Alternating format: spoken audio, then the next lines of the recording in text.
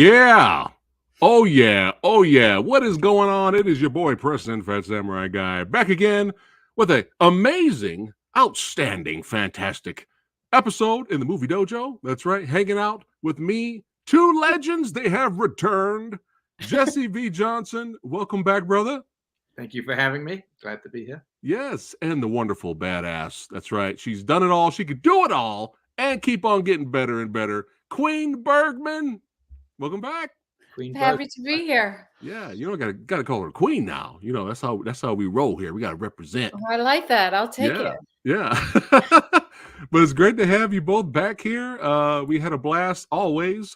The last time you two were here, and you know, we're gonna lead up to the action spectacular. That's right, action thriller of Chief of Station, baby. Oh yeah, we're gonna lead up to that. But first of all, I gotta tell Nina before we get to it here.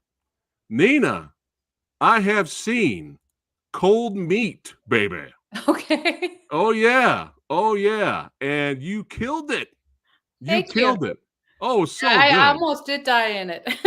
Excellent in it. I saw it too. It's very, very good. Yeah. So good. It's so good. I appreciate that. Yeah, I gotta spread the word. That's right, Samurai Guy here. It is legit. Make sure you guys check out Cold Meat. You guys love suspense. You love thrillers with a little bit of horror spice on it there. Definitely check it out. I highly recommend it. Your performance in it was powerful. Very well done. Very well done. So I had to let you know why I got you here for a couple of minutes here. But yeah, Cold Meat. Make sure you guys check it out. I'm just glad I got to keep my hair this time. Yeah, there you go. And of course, of those of you who have not seen it yet, the two titans combined here with their amazing talents to give us Hell Hath No Fury, baby. That's right, one of my favorite films of the year that this came out. So make sure you guys check that out. Awesome, badass, great performances in that as well. So I got to I was just remembering, I did an interview yesterday. We were talking about it, Nina. You had to cut your hair twice for the film because you came back and we did the pickups, which was the last shot of the movie. So it was, I think, one of the coolest shots in the picture. But you actually had to shave your head twice, which really I would only do it for you, Jesse. I'll never do that again. We couldn't find an actress to play the lead role because of the shaving the head. It was such a huge deal for these different people. And Nina cut it twice. Wow. So yeah, I cut it. The interviewer actually hit me up, Jesse, and he was like, "Oh my God, I didn't know that." He was like, "Wow," and I was like, "Yeah, only for Jesse. I won't do it for anyone else ever again." I think it's worth it. I think it's such a awesome performance that you gave, and that's so good. And that's why I was so excited to have Nina come out to Hungary and work on this one, you know. And great. Last minute, I think it was, you had something like half a day's notice or something to get all your gear together and get on a plane and fly out. And yeah, it was a little crazy. Yeah. Yes. It's always the way though, isn't it? It's yes. You never have as much time as you'd like to prepare, which is why people ask me about why I surround myself with the same actors each time. It's like, because these guys are so good, so professional, and Nina's it's gung-ho and physical, always in tip-top shape and ready to go, and you drop them in and suddenly your film is elevated just that little bit or a large amount. That's right. Because you have them there. And it really, you know, I knew that of all the people in the world that I could call that would be ready at such short notice, I could rely on Nina to just deliver. Yeah, that's why she's Queen BERGMAN. Gotcha. That's right. That's right. Nina, tell everybody, of course, obviously we have to avoid spoilers because I want everybody to go out and check out Chief of Station. But tell us a little bit about your character, Hitchens, here. I mean, look at the styling and profiling right here, baby. That's right. Yeah, it was Jesse that kind of came up with the idea of the styling, and I'm always up for wearing a suit. And well, I haven't seen it, so it's a little hard to talk about it. But there's some history, for that character and Aaron Eckhart that I think plays a big part in the movie. That was very interesting for me to play with, and she's a little different from what I normally play. I don't normally, I've done a few characters similar to her, but not like her. Yeah, it was. She's a very interesting character. I would have loved to develop her further.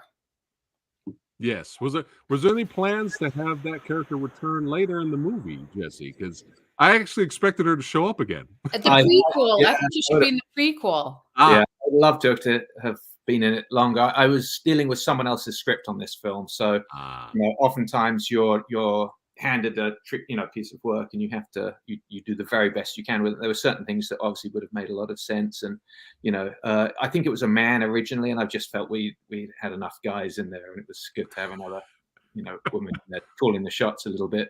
And so that was the big change I made to the part. And then then Nina created the character out of that with the interesting outfit and the cool haircut, and this backstory we came up with, which was sort of rather fun as well.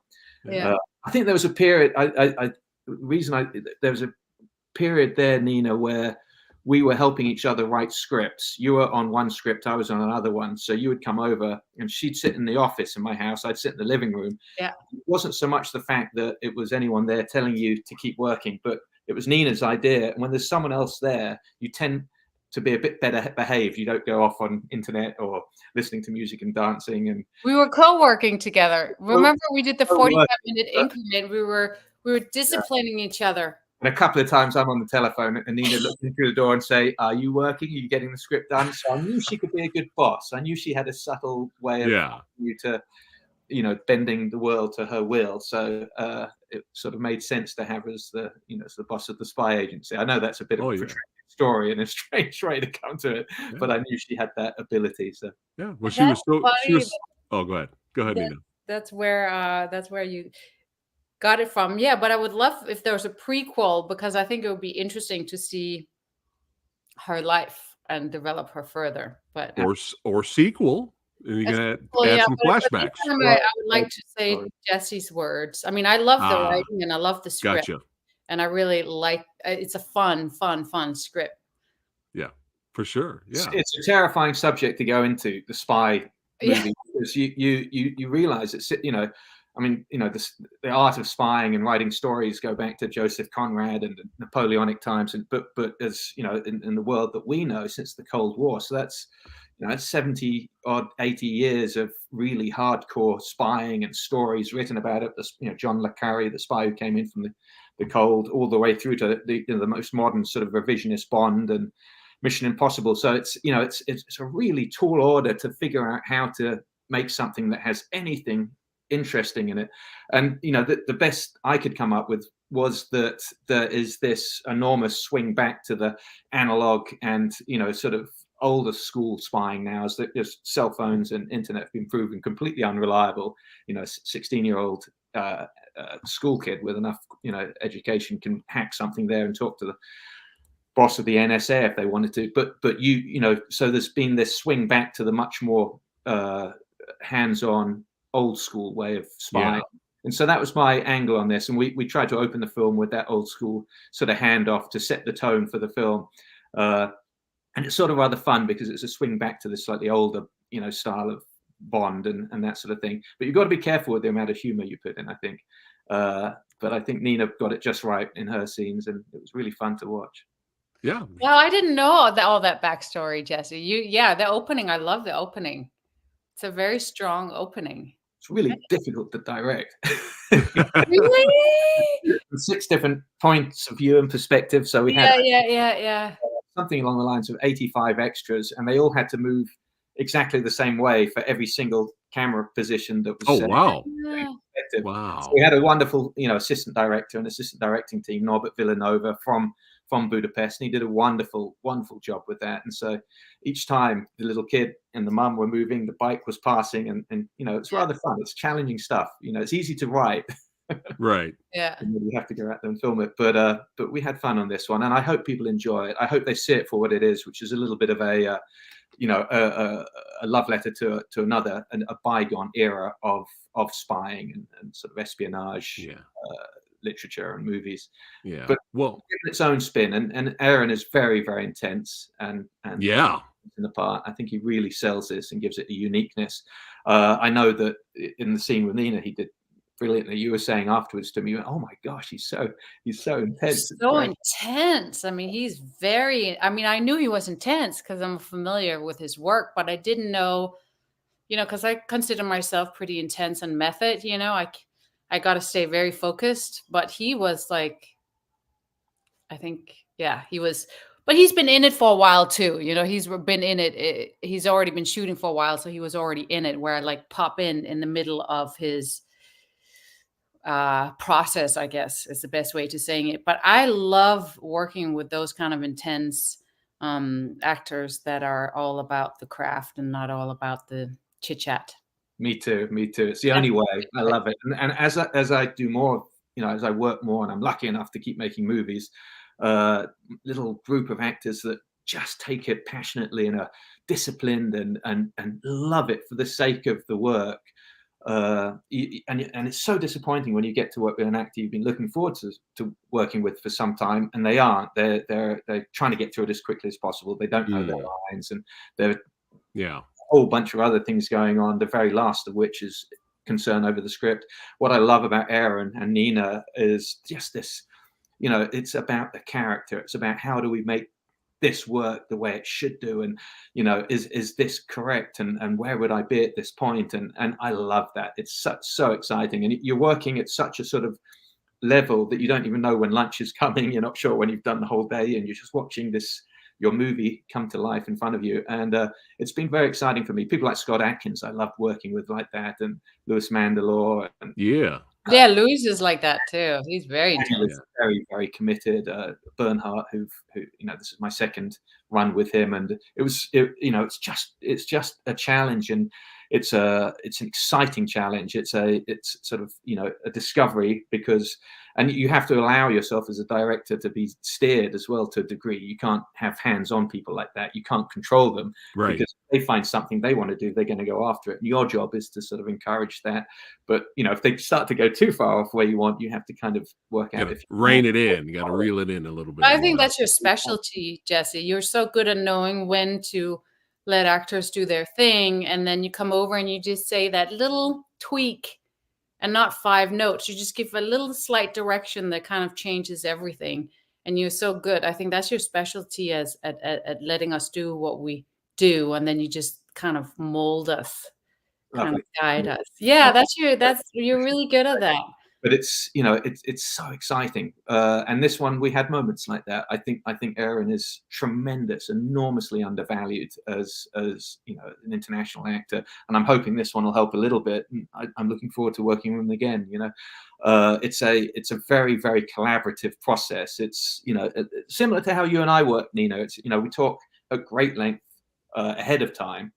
You know, that wonderful point in pre-production where you can grab that idea, and rein them all in until it gradually gets leaner and leaner to the point of where you're filming, where at that point you should have as many of those kind of big sweeping answers sort of taken control of, and now you're just looking for the minutiae and the small touches, and which are as important, because we're making movies, so even the flicker of an eye can steer a scene in a different direction, because the audience will notice it. You know, it's a wonderful process. It really is. Like, I don't play any musical instruments, but I imagine it's like playing jazz at the highest level when you get to act with or direct with Nina or Aaron Eckhart or these guys. It's really exciting. It all comes together, and it came together in the film. I mean, you can see it on screen. I can't wait to see it. Yeah. I have to leave because I have to be somewhere at 1, so I have to leave. But I just wanted to come and say hi. Yes, it was so great. It's always great having you here. I mean, it's your second home, Nina. Second home. But you got to leave right now. I know you were only because I couldn't move it. I have to do a really quick before you go. Well, I got you here. I am the idea man, and every time Jesse's here, I always have to pitch him something. Okay. And let me know if you're down, Jesse. Let me know if you're down with this, and Nina, let me know if you're down. For a while now, I've been interviewing a lot of martial artists and stuntmen and stuff like that, and it keeps coming up. Why isn't there a remake, a reboot of Yes, Madam? And after watching Chief of Station, the idea came to Samurai Guy, and I was like, we got it. Jesse's got to do it. Was that Rothrock or Michelle Yeoh? Yes, Michelle Yeoh and Cynthia Rothrock. Right. And that's been going through my head. And after watching Chief of Station, I got this idea. And I was like, I got to pitch it to Jesse. Jesse, I'm telling you, it's gold. And Nina, let me know if you're down. All right. To your version of Yes, Madam. Okay, Jesse? But instead of Cynthia Rothrock and Michelle Yeoh, I want to see Nina Queen Bergman and Olga team up. That's what I want to see. I want to see, Jesse, I'm telling you, it's gold. Team up. It'd be brilliant, I think. I Thank mean, you. yeah, I mean, I love Olga. These two Yeah. are two of the most disciplined and physical, and I think that. Well, you have two Russians. The I'm half last Russian. director out there, if I was able to do that one. I'm telling you, it's gold. And the main villain that they go up against, Daniel Bernhardt. I mean, come on. This is gold. This is gold right here. Jesse, you got to do it in the future. I know he's a. Yeah, there you go. All right, Nina. Okay, I'm Thank you so in. much. Just Thank get you us so the much. financing and I'm in. Yes. There you go. Jesse. Nina is in. Jesse's going to make it happen. Let's go. Let's go. Let's do it. But thank you so much, Nina. Okay. It's your second home. See you in the future. Come on Yes. back. Yes. I'll keep in touch. I'll see you tonight at the. I'll see you tonight. Yeah. Yes. Don't forget, everybody, watch Cold Meat. Yes. Check it out. Amazon Prime. Thank you. Thank you. See you on the next one. Thank you so much. Bye, guys. Take care. All right. I had to pitch that to you, Jesse. I haven't seen that film in a long time. I'm telling you, but your version, Right. you write the script because you're a really good writer. Your version of this, but I'm telling you, both of them, it would be fire, man. Especially if we get a 2-on-1 fight at the end with Daniel, or 2-on-1 kind of gun battle. I'm telling you, it'll be gold. When I came to Los Angeles, also represented Cynthia Rothrock. She's a lovely lady. I've met her a few times. Yeah, she's amazing. And look at it. We got John from Action Flick saying he's sold. There we go. John is sold. I'm telling you. There we go. We're good. He says, legend, the action maestro in the house. We got some more fans here. Say, JVJ, top-notch director. Oh, yeah. We had a meeting yesterday, a Zoom, Scott and I, and a writer and another producer. So we're trying to find something. It has to be, the tricky thing in this game is not repeating yourself and trying to do something good. We took a huge gamble with Avengement, and it paid off. But the stakes are set pretty high. You've got to really use your imagination and got to come up with something that hasn't been done before, that's not copying a bigger budget movie, and it's just our version of it. So it's trying to find the playing field that's the right one for Scott and I. But I do love working with him. Super disciplined. One of the most disciplined actors I know. Not only physically, because you obviously understand someone who can move like that has to work out like a crazy man, but also with regard to the acting. As a story I've told a few times on Avengement. I was staying. They had us in this hotel, but to describe it as a hotel is way more than it deserved. It was the most scary place I've ever been in. Falling down in one of the roughest neighborhoods in this particular part of London, which wasn't. When I opened my window, there was like seven different railway tracks outside the window. Oh my goodness! It never stopped. But I'm in there one night, and this banging sound is going on, and yelling and screaming down the hallway. And I finally got up the courage to go down. I think I've got a pan or something in my hand just in case I have to get in a fight, and I can throw it and run. And I get to the door, and I can hear the same words being repeated over and over. And I realize it's Scott running through his dialogue. There are other people looking into the hallway by this point as well, wondering what was going on. But he's running through his dialogue for the next day. Every imaginable, sort of emotion. Angry, medium angry, really angry. And I listened for a bit, probably for about 20 minutes, and thought, you know what, I'm going to let him be. I went back, and he's just, that's the kind of thing that they describe Laurence Olivier doing. I know it's silly, but in the old days, that's how really great ones do it. They rehearse like crazy. They embed themselves in that character, and it's wonderful. Aaron did that on this one. He's a guy that gets up at 4 a.m, works out, does his dialogue, goes to bed 7:30, 8 o'clock at night, and really, really works hard. I enjoy that. I enjoy working with people like that, collaborating. I'm a huge fan of Peckinpah and Hawks and the old school, but I don't know how they did it. Went out partying at night and drinking and right. Whatever else they did, and it's how do you do that? But I guess they had much longer schedules. They had crews that were the height of professionalism at that point. ADs like Coleman that were just that were able to take care of the set while their director was having one of his vodka-induced moments, but can't do that anymore. They don't give you enough time to make the movie or enough money. You've got to have this very, very strict plan, and then that's one part of it. And then the ability to freestyle should your actor suddenly, find something else, or you find something in the location that deviates from your plan. You've then got to be able to deviate for the betterment of the movie and making that decision and not go over on your day. It's such a multifaceted task, but it's great when you have good collaborators, and I had fabulous ones on Chief of Station.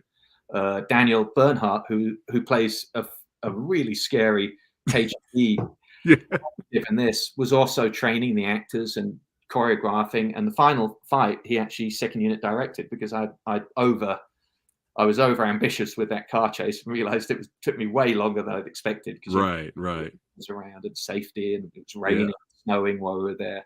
And so I ended up leaving a lot of the fight scene in that final fight to Daniel to direct and shoot. So my huge debt of gratitude to him. But these films are just enormously complex to make, and so you really got to have good partners. And Olga was there, who's always prepped and ready to go, and has a dialogue back to front.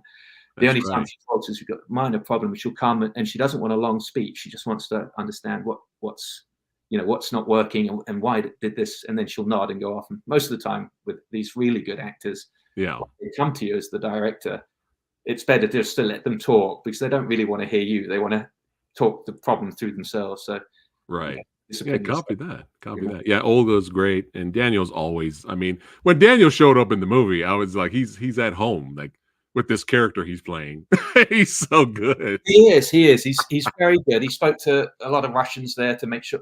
We had one particular Russian who helped him out with the dialogue and things like that. But I was also lucky on this with Nick Moran, who's been my sort of ace in the hole on a couple of movies. Really, really difficult exposition. You call in someone like Nick Moran, and they just make it sound so effortless. And I need to do this to Nick. Yeah, he's so good.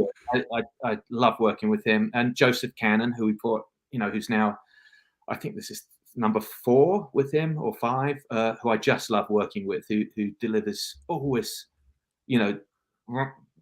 what could otherwise in different hands be mundane dialogue, is able to instill in it a sense of gravitas and empathy, and and generate sympathy from the audience. And I love that. I love working with people like that. It's so good. Chris Petrovsky did a very good job as the son as well, which was a tricky part to. He did great too. But let's have some fun here, and everybody watching right now, let's show the audience. Let's give them a little taste of Chief of Station, baby. Let's go.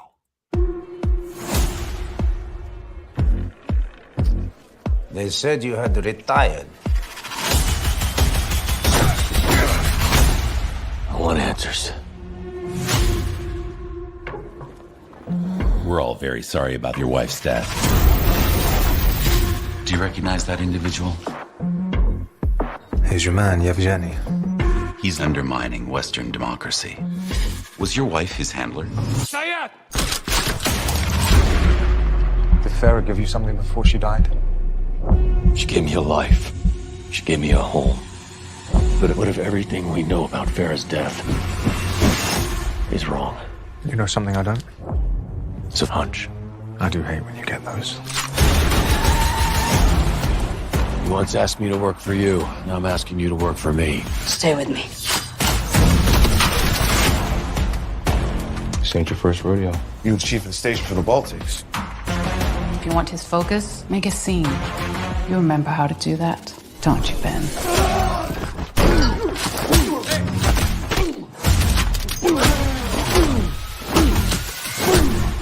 You knew Farah as well as anyone. With my help, you can end this. Your wife always had wonderful taste. Working together again. It's like the good old days.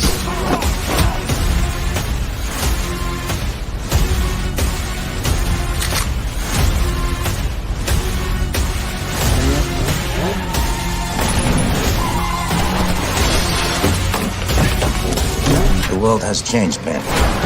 We are enemies once more. We've never stopped being enemies. I'll burn you, and then I'll bury you. What's your name? Why does it matter? I like to know the names of the people I'm gonna kill.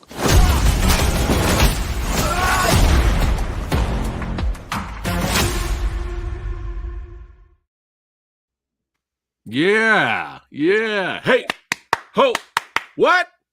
That scratches the action thriller itch, baby. Oh yeah, yeah, man. Really enjoyed the movie. That's right, Samurai Guy enjoyed it. So if I loved it, I know all you guys watching the stream right now, you will enjoy it as well, guaranteed. But let's have some fun here, Jesse. Let's look at it again and get some of your behind the scenes of the movie, man. Obviously, we can't talk spoilers because I want everybody to see the film. But let's have some fun here. Man, and shout out and props to who put this trailer together. That was amazing. This is vertical releasing. It's being released in the UK by Signature on June 3rd. They did a good job. This shot here is very interesting. This is a one-er in the movie. I've used a couple of them in the film. I like them. I like it when you're in foreign countries. It's often a lot easier to do these bigger shots than it is to do multiple setups. You get through a lot of screen time this way, and it can be very interesting. But I really was inspired by the first shot of Bond in Dr. No on this one. Meeting him at the He's table. so good. He's so good. A lot of the angles are similar. The Bond character you see over his shoulder, and we only see over Aaron's shoulder for this. But it's a really lovely long shot, and it was fun to do. And we go through 3 rooms, and the Steadicam operator out there was very good. Yeah. The whole crew in Budapest was fab. Yeah, definitely got the Bond vibes for sure. But Nick is so good in this movie. Nick is very good. Yeah, I love him. He's a very good martial artist in real life as well. Oh, really? Yeah, I did not know that. Practitioner, which is the one where they make a lot of contact and bust each other up. But he's, he takes it very seriously. We'll do something at some point that allows him to do a little bit more. Nice. He's always begging me to do action, and it's so tough because you get these guys in there like, please, let me throw a couple of punches. Yeah. Oh, I'm down. I'm down to see Nick in a future project with you. Throw down. And they're like, oh, yeah. And great fight right here. Really good. This was a hell of a challenge because it's one of those things. They fight on the boat, and then you realize it's nighttime by 3 o'clock, and we're on this boat that's going up and down the Danube River. You get so much time to turn it around. We should have just done it on stage, really. But it's nice because you see everything for real passing by outside, which is quite. Yeah, it's a bit of production value for whatever that's worth. But I think the fight is very well done. Daniel got down and dirty, and it's certainly great to have him do it. And Aaron was game and got involved, and they really beat the hell out of each other in this. Yeah, they did. And like you mentioned earlier, how Aaron was really his character was really ferocious when he's pushed to that level, for revenge and trying to figure out what happened to his wife and stuff. But there was a previous film Aaron did, I think with Rennie Harlan, called The Bricklayer. And I personally, I haven't seen it, but other people that I know have seen it. And they told me that, unfortunately, this is my pet peeve, but unfortunately, the way they filmed the fights was terrible. You could barely see what was going on, the way they ended the fights. And that's a shame because I like Rennie Harlan, but thankfully we got the man over here. He knows a little something. He knows a little something about shooting fights correctly. I'm a fan of Rennie Harlan. I think he's stylish and intelligent, and he's great. Himself out of niche. At a level at the beginning of his career, certainly that was extraordinarily difficult to do. Making that that move from B to A. Yeah. Size movies, and I take my hat off to anyone that can do it and do it well. Yeah. I was a stuntman on a film that he directed called Cutthroat Island, which went from Malta to Thailand, and it was a hell of an adventure. And so I like Rennie. I think he's great. And Cliffhanger, the long good night. I'm working with him and really likes him as well. It's a lot of the time we don't have control over on those films. They have a second unit guy come in and do the action. Yeah. It might not have been as good as they'd hoped it was going to be. They might have to help it in editing. There's a myriad of reasons for why you might overcut the action. Sometimes people aren't experienced in that. Will start editing, and the more they look at it, the more they think it needs help. And what they should have done is just left it as the first cut. But they've got over editing in it, and it shows. I can't really talk to it because I don't know what happened on it, but I love Aaron, and he liked Rennie, so I think hopefully they make a film again, another one. I want to see Aaron basically be reevaluated. He did a couple of films that were not so great with lower budget guys, not his fault at all. And Right. it's sort of, you know, you need to get out of that. You know, he was a guy that was working with Oliver Stone, with Christopher Nolan, with Steven Soderbergh, and we need to see Aaron come back to that, Right. and make intelligent, smart characters in intelligent, smart movies. You know, Yeah. whether action packed or not doesn't matter. But I want to see that happen. He deserves it Yeah. so much. And you know, I'm doing another one with him, and I hope it'll be another. Oh, that's amazing. You know, get, you know, it's Yeah. this grease pole of success. Yeah. You claw your way up. Well, One- Chief of Station's a good start for him. That's Thank right. you It's a so good- much. I hope yeah. so. But yeah, I just wanted to make that point that people complained about that movie. It's not Rennie's fault, I'm sure, but whoever edited the fights. But I wanted to make a point that, you know, thank God you know how to shoot the fights, Jesse. Nobody, you know, I don't have any complaints on how the fights were. Yeah, I mean, I learned filmed from and- working with Scott and from Tim Mann and Tony Jaa and Iko Uwais. So if I couldn't have picked up the basics, I'm really untrainable because I've been around some of the greatest. And then prior to that, with Vic Armstrong, Garrett Warren, JJ Perry, these were the guys that I came up with as a performer. So, you know, there's got to, hopefully something is rubbed off. If it hasn't, I should really hang up my stuff and check out. But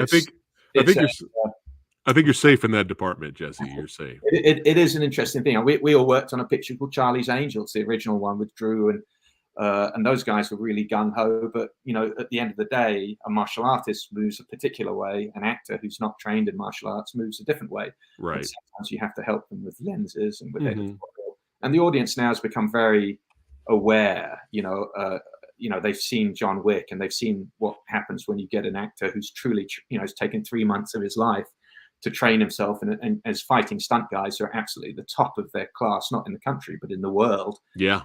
You can drop the camera back and you can come back on a wide and you can show what's going on in a beautiful, you know, vignette sort of frame. If you've got guys that have literally come on 2 days prior to that, which is what you're normally handed on an indie movie, you're asking them, do your best, no matter how physically fit they are and adept. If they haven't had the chance to turn that into a beautiful choreographed dance routine, you're forced to move in a little closer. You're forced to use slightly longer focal lengths to make it quicker. It's, you know, it's a tricky business. You know, we don't do enormous lead-ins, but you know, luckily with people like Scott and Lewis, who I've worked with Mandalore in the past, these guys pick it up very, very quickly. You know. Yeah, he's great. Lewis is great. Shout out to Lewis. But yeah, beautiful locations in the film, man. Aren't they fabulous? This shot I'm very proud of, and I know it's the kiss of death for a filmmaker to say I like this shot over that shot, but there's a couple in this one that were really, really difficult pieces. This is like a 2.5 minute single take, and I'd seen a film called Children of Men with Clive Owen where he walks out of a cafe and it blows up behind him, and I thought there's something about the bomb isn't that great, it's not that big an explosion, but the reason it's so visceral is because you as the audience have followed the actor into that room and then followed him out and then seen it blow up, and you're like, how on earth? And you know, and it doesn't quite click as being something that was created cinematically. One of the terms Luc Lafontaine and my longtime stunt coordinator I talk about is the one thing you really want to avoid are the 18 second unit shots, which is where the camera is placed perfectly for an explosion, and this, you know, and it goes off and you move on. You want to kind of have it a little bit more accidental, you know, where the bomb goes off and the cameraman has to quickly pan to get it, because then it starts to feel real. And with that, this long shot. So very, very quickly, the technical side of it is sort of interesting because it's all stunt guys outside. He meets her. Boom. Man, the explosion. It's shown as a long take where they walk in front of the bombs. You know, you don't see the bombs there, but they were huge 4-foot wide cannons and there was 3 of them set up. So Aaron had to walk past all of those, walk into it backwards and forwards, and they're all primed, ready to go because it's a single take. And then Letitia went inside. She hid in a safe space behind the explosion. He managed to put himself up against a concrete pillar, which was his spot. And then the special effects man is sat in the scene with a suit on and his primer thing in his hand where the food would be. And he fires the explosion the moment he sees that both actors are safe. All the stunt guys, of course, get blasted by debris. It's mainly vermiculite and cork and sparks, but it was really, really fun to do it. You know, it took about 8 or 9 rehearsals till we you know, everything fitted once because we could only do this once. So it was like a 5-hour cleanup. Wow. But it's, by that point it was 3 a.m, sub-zero, so everyone's faces are cold and they're not saying their lines right, and we were flapping tape because the dialogue wasn't quite right, because it was 65 or seconds worth of dialogue before we set off the bombs.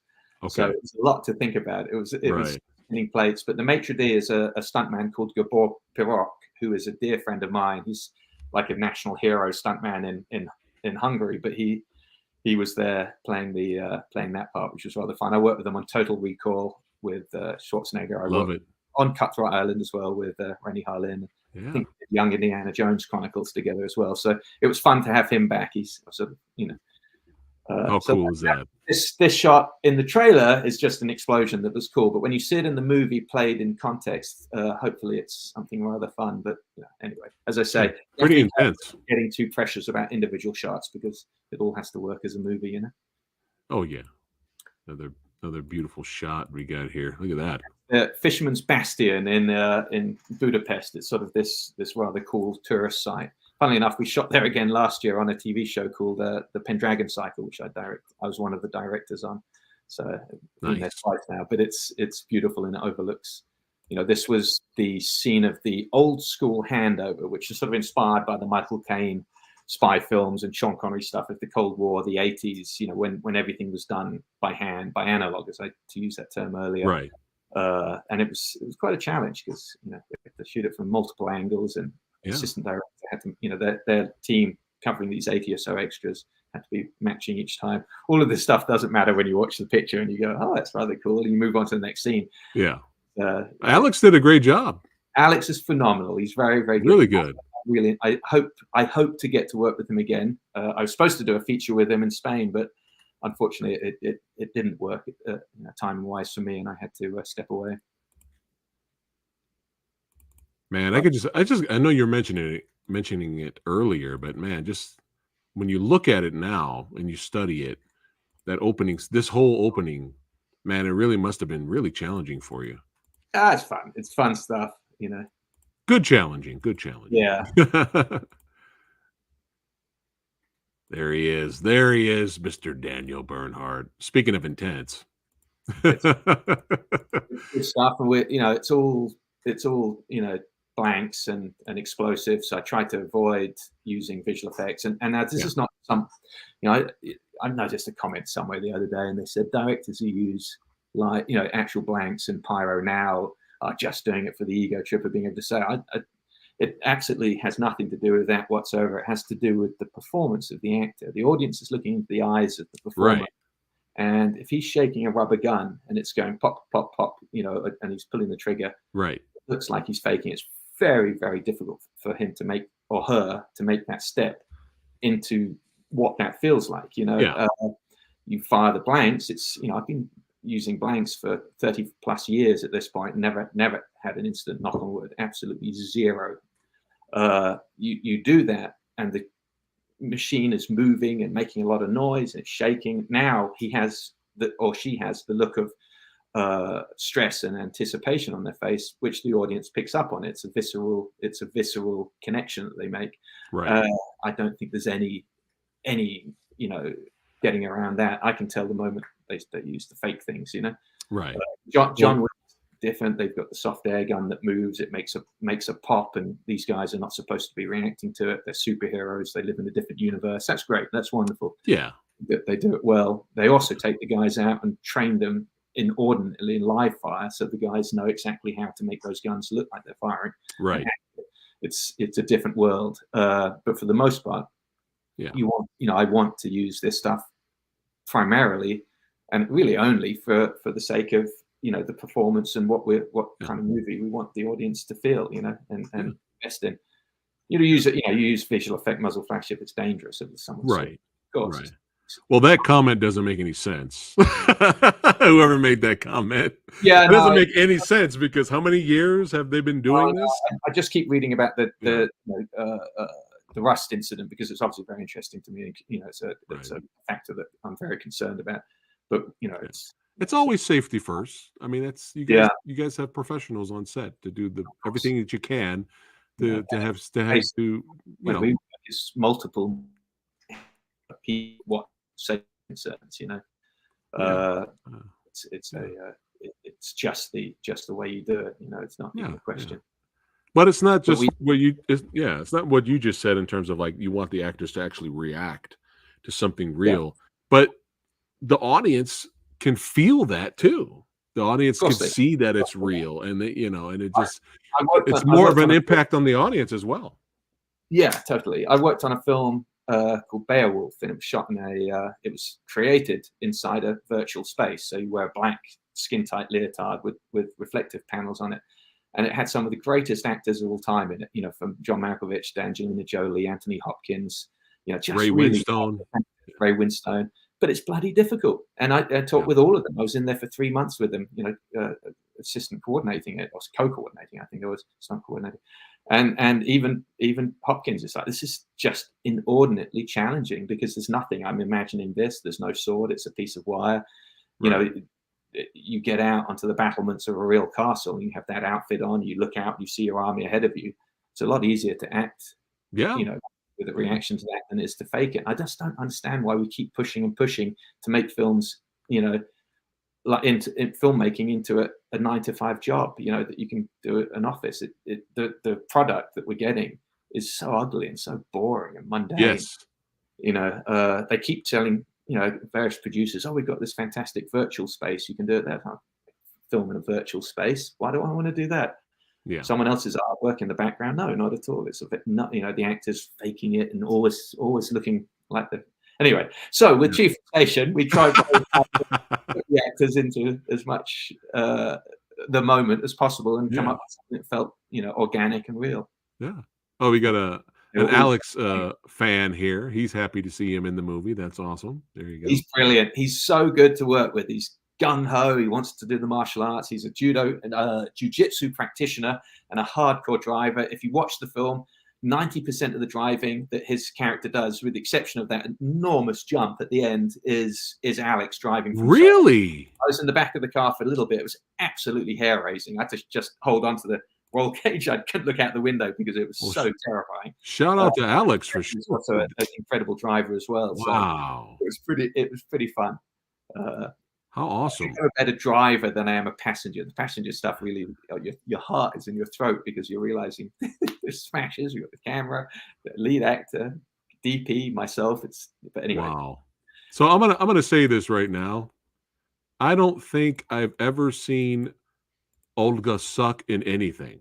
She's so good. She's so professional. No matter what movie it is.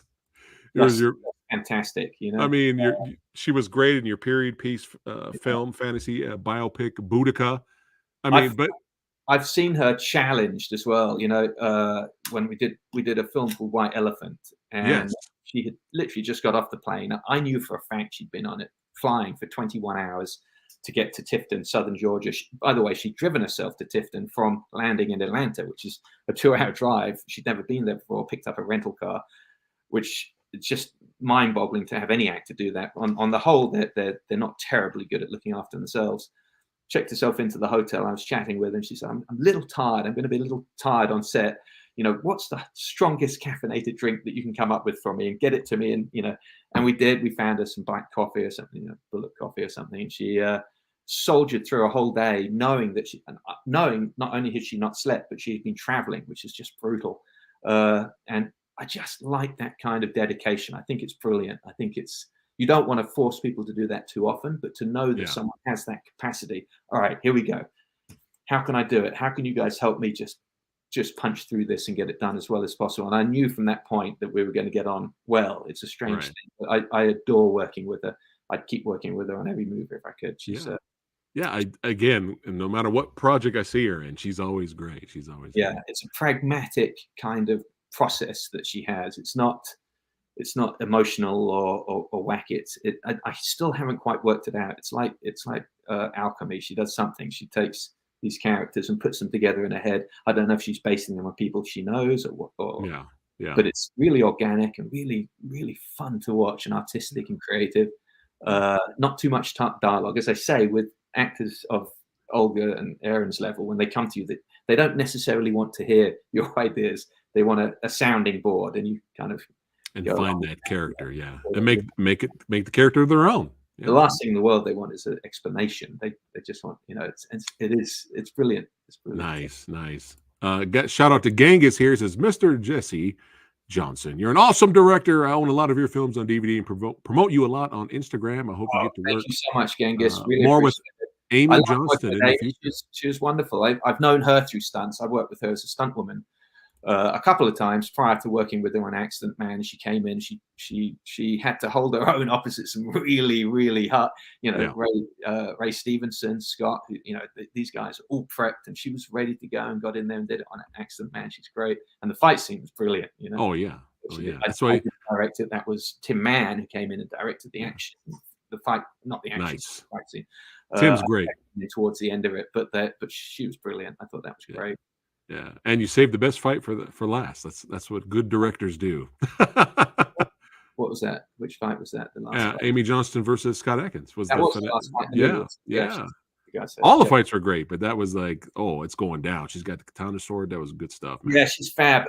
We took it to we did a pickup shot for her in America as well. We shot in England that one, and then we shot the scene where it's the flash. I think it's the description of her, and she's training with Roger Yuan, who's since gone on to choreograph and train all the guys in Dune.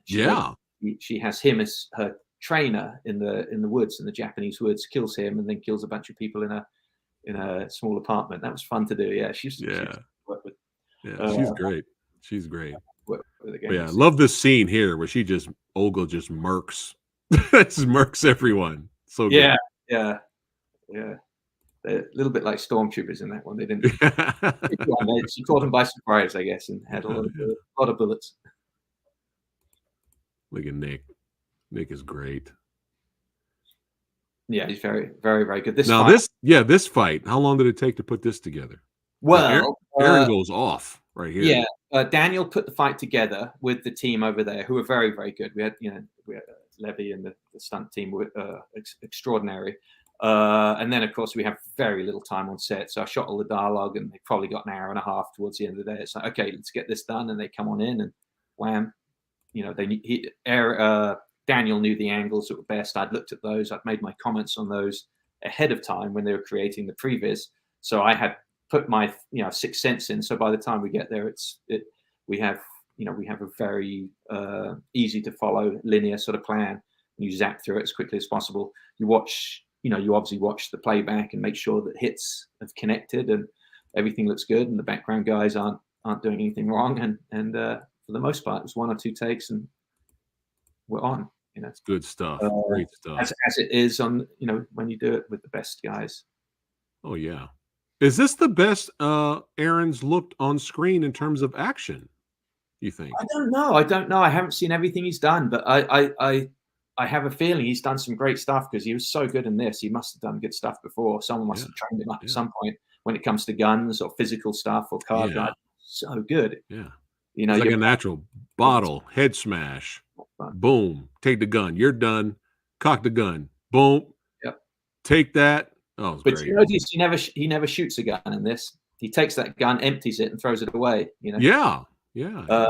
This was originally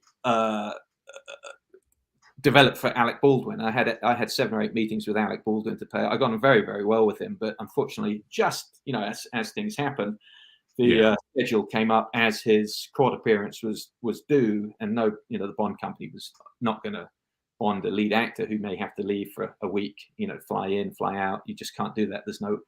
He worked every single day of the schedule, that character. So 2 weeks before filming, we pivoted, and when I learned it was Aaron and he could do that kind of physicality, I added a lot of the action back into the movie and more.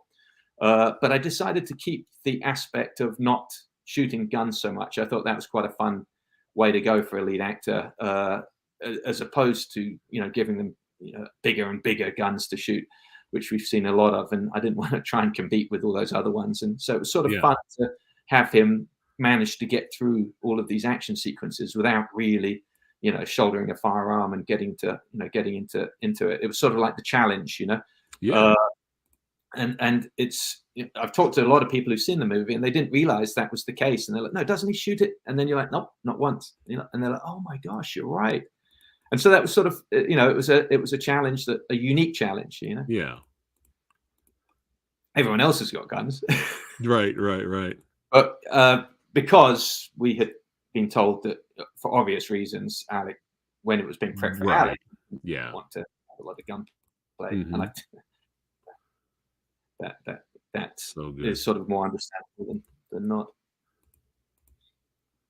Now this car chase was phenomenal, man. This was so good. So the first location they took me to look at was this bauxite factory in Budapest. Bauxite, you know, is the derivative element that goes into making aluminum, and this was, you know, this had been the major producer of aluminum in Eastern Europe, and they made submarines, you know, nuclear submarines or whatever. They're amazing sort of structure. I saw it. It's like, this is so cool, and it was rolling around in my head. I took lots and lots of photos, and finally, I'm like, we've got to do something here. We've got to put the car chase here at the end of the film. And so this was born of the location scout and seeing this place. There was really no car chase in the movie at all initially, and this is, as often happens when you're on the scout and developing the film, you lean into what is being offered to you that looks great. You know, this was the Danone yogurt factory, another place that's now abandoned. They used to make all those lovely yogurts. Great camera angles inside the car, outside of the car. Well, you know, it's sort of old school, you know, but then you realize it took a long time in the old school. They took weeks and weeks to make car chases like this, and I've worked on a lot of them, so it's silly to take it on, but it was great to move as quickly as we could and get in there and do what we could. But for me, it's the hard mounting of cameras on the cars, so you feel the vibration and you see the actors traveling, and you feel yourself in there as much as possible. And that's the challenge, because the easy thing to do is to get one of those crane, you know, Russian arm cranes, and, you know, whip the camera around and try and show off about how great a director you are by, you know, look, I can do this, and I can spin my camera through here, and I can get a what do you call it, a drone through this window here, and and that's all interesting, but really what that is material that should be going in your director's reel and not into the film, which is about trying to transport your audience into this situation where they feel empathy with the actors, not with your task as a director and how many cool angles you can come up with or tools. Whenever I hear from a producer, oh, he's a great director, he knows how to swing the drones around and use them, it's like that's about as much of a qualification of a director as being able to read a light meter. It has nothing to do with it. It's not part of the qualification at all, in my opinion. So I did my best with this one to give the audience an old school style car chase. You know, it's quite difficult, time consuming. Taking something like Ronin as the benchmark. You know. Yeah, Ronin. Yes, please. More people talk about Ronin. Very, very fast, and it's extraordinary. Do you think Ronin is underrated? I think that's an underrated movie. I don't think it could be. I think it's a film that every director should watch. I think they should be, you know, if you're going to throw your hat into the ring as a car chase, you know, guy and want to do that, you study that film and then study the work of John Frankenheimer with Grand Prix, Bullet, another classic, against the original one, and Dirty Mary, Crazy Larry, and Vanishing Point, and all these kind of things, and watch what they are, and really not concern yourself with the use of a drone other than as an establishing element, because that stuff just takes you out of the film so much. You know, you're instantly in a video game, and you are no longer making a film that's a visceral thrill. You're making a film that's you know, animated and show off. You're making me want to watch Bullet and Ronin now. It's so elegant, so wonderful, so good. But this stunt right here, this was a great stunt. It's utterly terrifying. I don't know how he did it to this day, because it was completely dark inside. But I guess what he did, he took these little lights that you have, garden lights, and put them all along the ground, leading to the breakaway wall, so that he could drive. You know, he could drive in reverse, full speed, and hit the ramp. You know, so good, absolutely terrifying, and drive blind basically until he came out, and the car turns in the air and he lands on its roof. It's you know, the stuff is really ballsy. You go inside, you know, how is he going to do this? You go inside and you realize, oh God, this is, this could go any way, you know, really pear-shaped really quickly if done wrong. Because obviously it's not the same. This is not the drive up to the actual stunt. Right. Drive up, and then the other one was a standalone setup. Right. But they're really good. They're all Hungarian stunt guys. All super safe, super ballsy. Yeah. Pedal to the metal. Let's take it as fast as we can, as high as we can, and as hard an impact as we can, which I love. Do it safely. You can do it multiple times. It's a stunt. You do it once, it's an accident, and that's not stunting. You have to be able to do it multiple times. And in the case of this one, we couldn't because we only had one car and one door. But but still it stands out as a phenomenal stunt. And why is the audiences usually wowed by something like that? Because it's real. I hope so. It's not CGI car. Yeah. But look at that. So good. These guys. Good. This is a very, it's a small budget, small schedule film, and you're always pushing to the very, very outside limits of what's possible, trying to plan it as elegantly and as, it becomes like haiku doing a shot list at night, and you're just desperately trying to only fight the battles that are going to end up in the movie and look cool, and avoid getting yourself caught in a quagmire of shots that aren't necessary, knowing that the meat is there. Yeah. Well, for a low budget movie, this movie looks phenomenal, by the way. It doesn't look low budget. Jonathan Hall is so good. My long-standing DP, he's very, very good. And these are old school anamorphic lenses from, I think, the 60s or 70s. Nice. To just try and give it, it moves the frame and does things to the image that modern lenses don't do. Now, this is the face. You don't want this face looking at you. You're in trouble. Dangerous lad.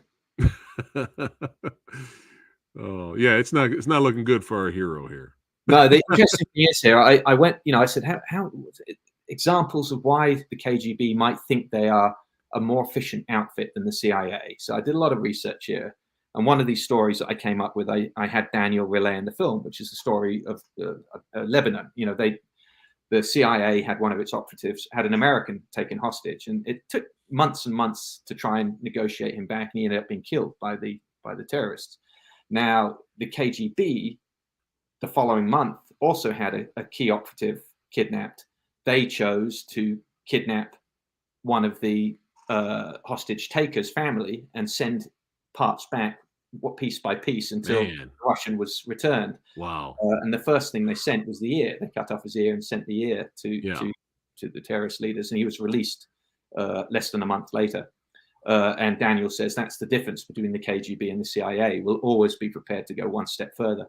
I thought that was a cool story, so I have Daniel relay that in the movie. The eerie thing was last month, when they had that terrorist attack and they caught the guys. I don't know if you happened to see them, but the first guy that the KGB brought out, of the terrorists, they had chopped his ear off and made him eat it. So it's obviously something that the KGB do, and quite an eerie thing. Glad that it wasn't copied from the movie, because then I'd feel utterly awful, Yeah. But it's a fascinating life mimicking art, mimicking life kind of scenario. Yeah. So when you hear Daniel tell that story, it's just that little bit more eerie, I think, knowing that they actually still do. Yeah, for sure. And we're back to the fight. Oh, love how it's filmed. So good. So good.